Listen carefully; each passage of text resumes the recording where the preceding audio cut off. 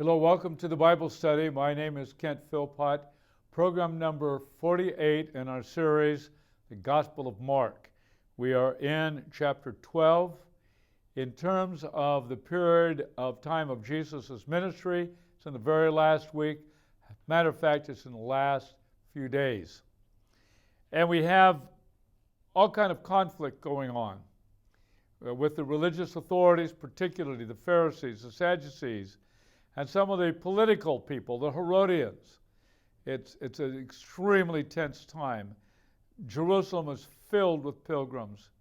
It is a noisy, wow, what an incredible time. I can hardly believe that if you've been in Jerusalem at all and really see how small it is and have all those people and all the craziness going on, it is a noisy place. Chaotic might be a good word. So now we're going to have another issue that's going to come up with Jesus and the religious authorities. There were a number of various parties. There were the Pharisees on the far left. They were the teachers of the people. They had their schools, Hillel and Gamaliel, Shammai, and so on. And on the far right, you have the Sadducees. Then you have kind of a political religious group called the Herodians. There were the people that were out in the desert. There were the Essenes. There would grow up to be a party called the Zealots, would be the left of the left wing, those who were willing to take up arms against Rome and against their fellow Jews, those that collaborated with Rome. So it was a very politically energized and dominated kind of a world. Rome was hated. They humiliated the Jewish people. They taxed them. They controlled great parts of their lives. And so it was that it was just one of these incredible periods of history. Jesus has been attacked verbally, trying to trap him in siding with maybe one against the other, particularly against the Herodians. That's what was last week about paying taxes to Caesar, hoping that Jesus would say, don't pay taxes to Caesar. Well, Romans probably would have come and gotten him. But now they're going to try a different tact, a theological tact, a difference between two of the major religious parties. I'm going to explain the difference right now. The Pharisees, they believed in all of the Hebrew Old Testament, the Torah, the 5 books of Moses, the Pentateuch, it's also called. Genesis, Exodus, Leviticus, Numbers, Deuteronomy. They accepted those as scripture. They also accepted the prophets. And I'm not going to mention them all, but of course, the major ones, Isaiah, Jeremiah, Ezekiel, Daniel, the minor prophets, the 12 minor prophets, and so on. And they considered that to be scripture. They also considered as highly valued, as yet they hadn't been declared scripture by an official Jewish authority, but were called the writings, Psalms, Proverbs, Ecclesiastes, Song of Solomon, and other books. The Pharisees considered them all inspired books. The Sadducees, on the other hand, only accepted the first 5 books of Moses. That's the Genesis, Exodus, Leviticus, Numbers, Deuteronomy, the first 5 books of the Bible. The Torah, T-O-R-A-H, the Torah. So you had a major clash. There was a whole bunch of material that the Pharisees believed and accepted, but the Sadducees rejected. Now, one of the things that the Sadducees clashed with the Pharisees about was the issue of resurrection from the dead. Will the dead live again? The Sadducees said no. It's not taught in the scripture, or so they thought. They say it's not there. Does it say it? Not. But in the prophets and in the writings, we find something different. We find a number of hints of the reality of resurrection, that there is life after death. Okay, major major division between those two groups. The Sadducees said there are no angels. The Pharisees said there were angels. There was a number of other differences. You could go on and on, but anyway, at least we understand that we have the Sadducees, the priestly group, the people who ran the worship in the temple, had a good close alliance because they were the right-wingers, close alliance with Rome and the Herodians. They were politically stable, where the Pharisees were not. They were in the opposite camp, did not enjoy political favor, and so on.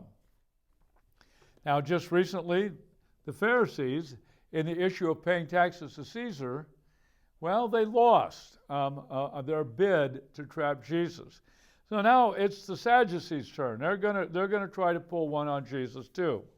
So we pick up the story in Mark chapter 12, beginning at verse 18. By the way, the word Sadducees comes from a priest by the name of Zadok, and so it was a high priest, and so out of that comes the word Sadducee.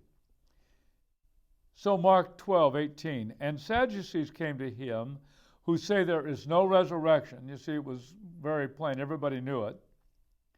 And they asked him a question. Saying, and we're going to get to the question. So here they are. They find a way to get Jesus. It's probably taking place in the temple. I'm going to guess it's happening in the temple. And the disciples would likely be there. Probably a host of other people, because this is kind of like entertainment. This whole event from the triumphal entry on, Jesus is the center of attention of the people most of the pilgrims who have come there to worship for Passover, and Jesus is going to be right at the center of so much. All the conversation, all the rumors about Jesus are probably just on and on. So in the midst of all this, in front of everybody, there's no indication that they took him aside and asked him privately. No words to that effect at all in any place. So they asked him, saying, "Teacher, Moses wrote for us that if a man's brother dies and leaves a wife, but leaves no child, the man must take the widow and raise up offspring for his brother." Now this is called the Levirate marriage. The Levirate or Levirate, I don't know how it's pronounced actually, but it finds itself in Deuteronomy chapter 25, verses 5 and 6. Now I'm going to read from Deuteronomy now real quick. "If brothers dwell together, and one of them dies and has no son, the wife of the dead man shall not be married outside the family to a stranger. Her husband's brother shall go in to her and take her as his wife and perform the duty of a husband's brother to her, and the first son whom she bears shall succeed to the name of his dead brother, that his name may not be blotted out of Israel." Levirate or Levirate marriage. And it is said that one of the main reasons for that was that land not pass out of possession of the clan and the tribe. The woman married somebody else outside. If she had the right to do that, of course she had no right, but there was no son who would inherit. Well, what if she went and married somebody from a different clan or a different tribe, and upon a death of a couple of these people, then maybe the property would be removed from the clan, and that would be unthinkable. They would not want that, and the name of that brother would be, well, it would just be gone. The family tree would come to an end. So this law of marriage was an attempt to make sure that that sort of thing doesn't happen. So the Sadducees, they were aware of this passage, and they thought of this wonderful way to trip up Jesus. So they have this idea. Here a woman is married to this guy. They have no son. They might have had daughters, but no son. The inheritance would not pass to a daughter. So the law was, you got brothers. So they went on and on and on, and I'll have to read it to you. It says there were 7 brothers. The first took a wife, and when he died, left no offspring, and the second took her and died, leaving no offspring, and the third likewise, and the 7 left no offspring. That's pretty condensed, isn't it? But everybody understands what's going on. Last of all, the woman also died. In the resurrection, you have to pity for that poor woman. Wow. In a resurrection, when they rise again, whose wife will she be? For the 7 had her as wife. Now, I'm one of those guys, I've got to do this. In verse 23, you see the little phrase, when they rise again? You can see it on your screen. When they rise again, there is an issue of whether or not that belongs in the text.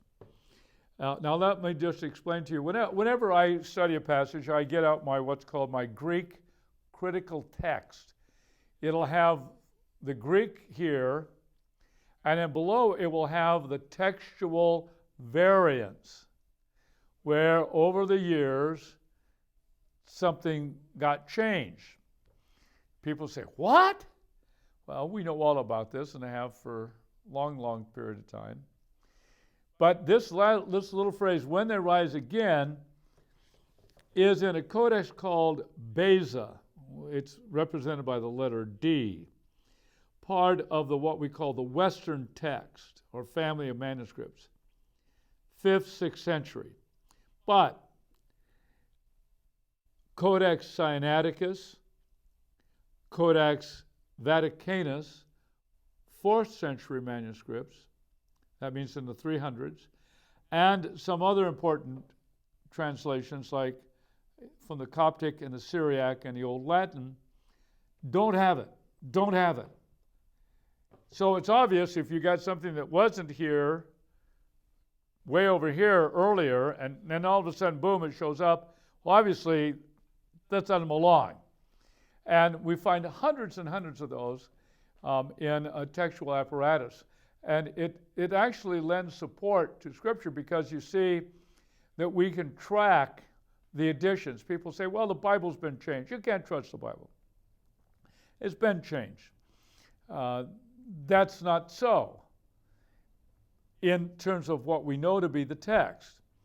The American Bible Society, I think, are up to number 27. I have number 3 and number 26.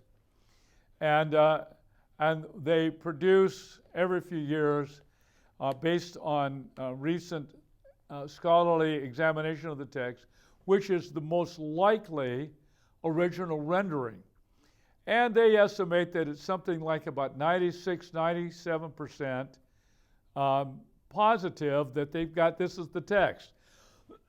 But they will, and the apparatus below, there's a line, like footnotes, where you have the variants, and they have all the manuscripts in support of the varying readings. And the American Bible Society gives them a rating of A, B, C, or D. A, you know darn well, we got it. D, maybe. And there's question B and C, and it just depends on what you might think are the best groupings of manuscripts. It's a very interesting thing. It used to be tedious, but now I've been doing it for so long. I love to do it. I love to find them. I always do it on Monday morning in my sermon study. I look at all the textual variants. I'm always disappointed when there aren't any, and that happens a lot of times. But this is the only real variation in this entire story about when they rise again. They just say, in the resurrection, according to my evaluation, although the ESV translators here, they have it, whose wife will she be? That's the key. For the 7 had her as wife. Now what they're trying to do, they're trying to make the Scripture look ridiculous. They're trying to get Jesus to side with them against the Pharisees. Jesus had just shut down the Pharisees over the issue about paying taxes to Caesar. Now the Sadducees, maybe they see an opportunity. Now we'll get him on our side now here on this. He'll side with us because it's so ridiculous. I was reading a couple of weeks ago in the Insight magazine in the San Francisco Chronicle. This would have been in the middle of May. A fellow named John Davidson, who's some kind of middle of the day television guy sometime back. He's the same exact age as I am. He says he's coming out. He's an atheist. I wrote an editorial reply to that. I said, I'm 74 and I'm coming out as a Christian. They didn't print anything of what I had to say, of course. I've sent many dozens of things to local newspapers and never gotten in one. Pretty soon, you find out that they're not going to publish an evangelical Christian. And that's not paranoia on my part. It's just a reality that all of us know. But anyway, this guy's attacking Christianity about some of the ridiculous things that we believe in, like Noah's Ark. Come on, I mean, who's going to take care of all of the poop and all the mess, those animals? How are you going to get them all in there anyway? I mean, come on, 4004 BC, you're saying that's when the world was created. You got, in Genesis, you got a talking snake, people who were fresh out of the, just made right then, and they speak a perfect language and able to communicate with God. Come on. And, it's fun, it's kind of laughable, because they don't understand that in the broad Christian community, all different kind of ways of looking at things. But what he does what so many people do, will take some of the most ridiculous sounding things that people think Christians believe, and they try to make them look ridiculous, and therefore saying, you guys are jerks, and what's the matter with you? Believing in these stupid fairy tales. I've had that myself. I used to do that same thing to Christians. I'd bring up some wild, crazy thing, and thinking I trapped them, I got them, I'm making them look ridiculous. Well, it doesn't work with the informed Christian. It's just not going to work. The Christian community is very broad.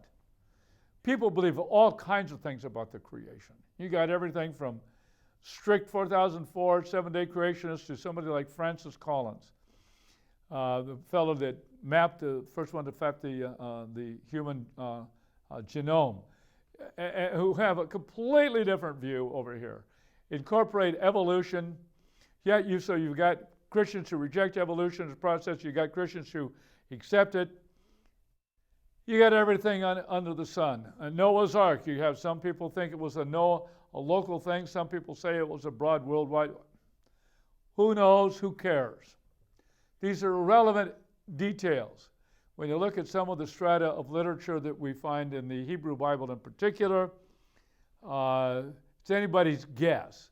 And people have all kinds of opinions, but what makes it into the media most of the time is the crazy fringe stuff on either side.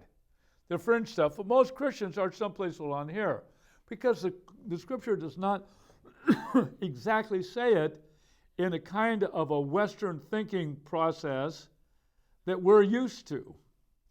So it's very interesting. But anyway, this is what these guys are trying to do to Jesus. Isn't this ridiculous? You're nuts. You can't believe like the Pharisees do. You can't believe in a resurrection. It's ridiculous. A very familiar attack. Most of us, we just kind of, we find it humorous that people do that.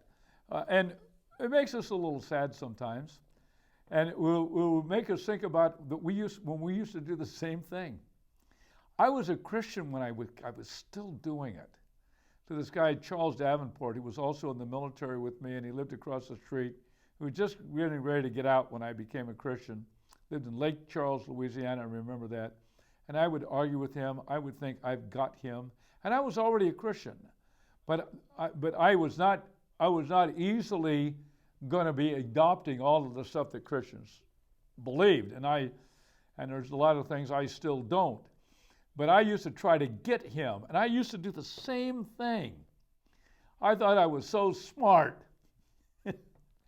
And I'd pull all kinds of stuff on him and try to trap him, and we'd have some really good discussions. Anyway, verse 24, he goes on, Jesus said to them, "Is this not the reason you were wrong?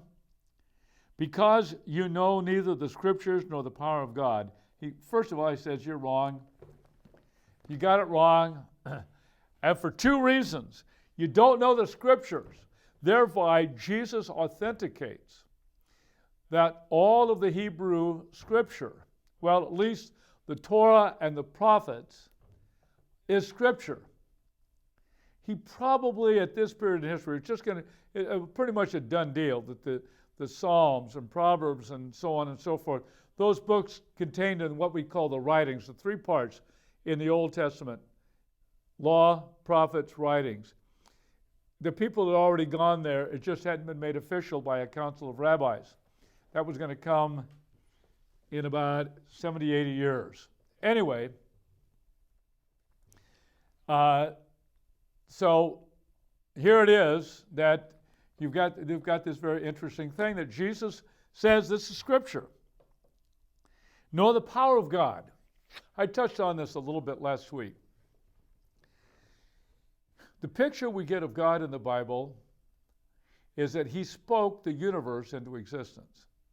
There was no time, there was no space, there was not a neutron, a proton, an electron, a quark. There was no Higgs, anyway, that little particle. I can't remember exactly. There was none of that. There wasn't a second, not a nanosecond. There was nothing. But there was God. We have no idea of what that is all about. We have no idea. It is not even mentioned. People don't even go there in the Bible. But that this God spoke, we like to say spoke, because it's the Word. He spoke the Word and the universe began, I like to believe, with the Big Bang. I accept what science says. If they say it's this, okay, I don't care. I don't have anything that's going to cause me to argue about that. He speaks the Word into existence. Power of God. The one who creates life has no problem with death. That's a detail. That is purely a detail. From our human experience, it astounds us. Behind it, our misunderstanding is the great, enormous fear of death. And part of that fear of death, it's a fear of judgment, because God has put it into our hearts. I have these two quotes. One is from Ecclesiastes 3:11, one of these things with the writing. He has put eternity into man's hearts. And then in the Romans 1:19 talks basically about, in that passage, I'm not going to go look at it now, that in our minds, in our conscience, he has put his truth about who he is in us as something that is natural. A natural knowledge that we have of God. Not a complete knowledge, but a general, not a specific, but a general knowledge of God. We already have it. We're built that way. It's in our DNA. We can't help it. It's there. So you don't know the Scriptures. You don't know the power of God. The same could be said today. The same could be said of me. For when they rise from the dead. Now here, Jesus, there's no variation on this. When they rise from the dead.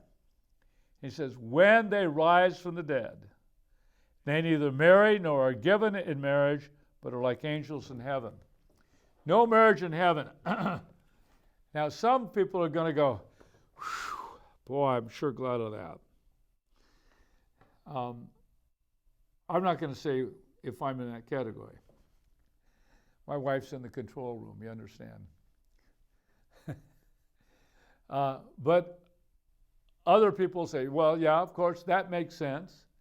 And that's understandable. Because we're full and complete at that point. No procreation necessary.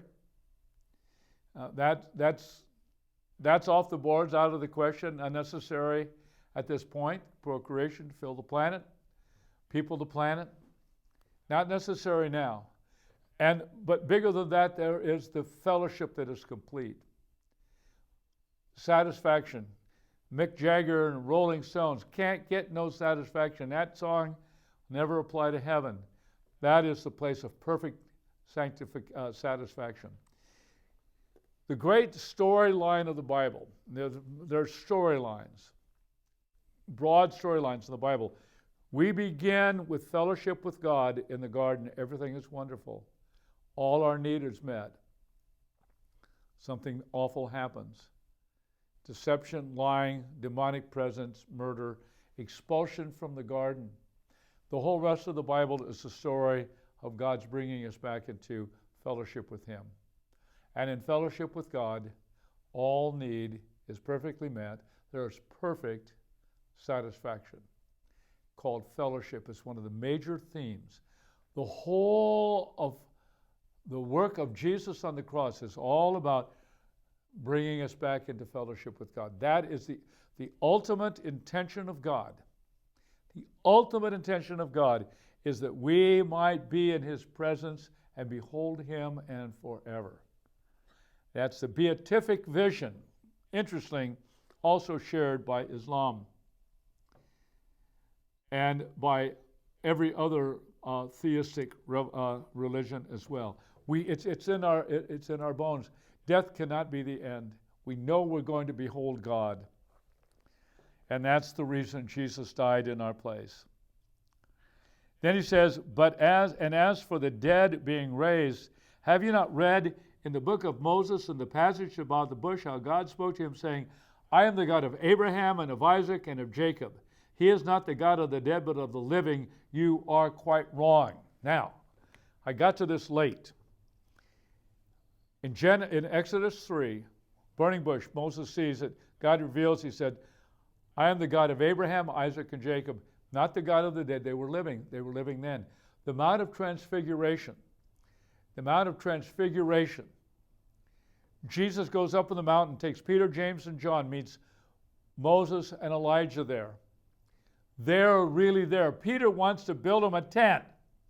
He wants to build them a tent. They were really there. They weren't just spiritual. They weren't soul. They were really there. The resurrection occurs at the moment of death. That's what the Bible clearly teaches. In terms of human history, it comes at the second coming of Christ. Both are true at once. The great paradox of the resurrection. We do not want to be in the category of being quite wrong. And that is what we must avoid. So long.